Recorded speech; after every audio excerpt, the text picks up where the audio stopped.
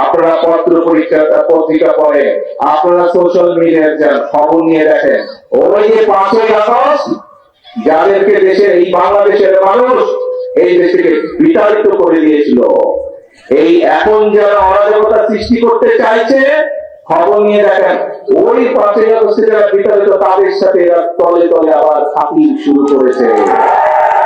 যেইভাবে 96 সালে করেছিল, যেইভাবে 86 সালে করেছিল, তাদের সাথে নতুন কয়েকটি লেজও গজিয়েছে, সুন্দর ছোট ছোট লেজ গজিয়েছে। প্রিয় ভাই বোনেরা, কাজেই আমরা এই দেশ থেকে স্বৈরাচারকে বিদায় করেছি, বাংলাদেশের জনগণ রাজপথে নেমে স্বৈরাচারকে বিদায় করেছে এই দেশ থেকে।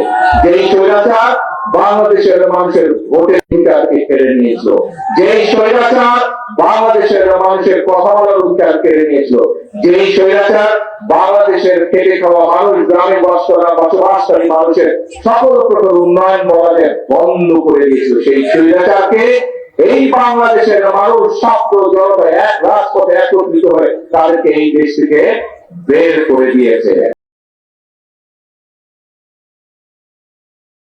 আগে পরের দিন বাদ দিলে প্রায় 4 মাস তারা সময় পেয়েছে। কোনোদিন তারা বলেনি যে এটা সংবিধান বিরোধী, এটা বেআইনি, রাষ্ট্রপতির এখতিয়ার নাই, একথা বলেনি।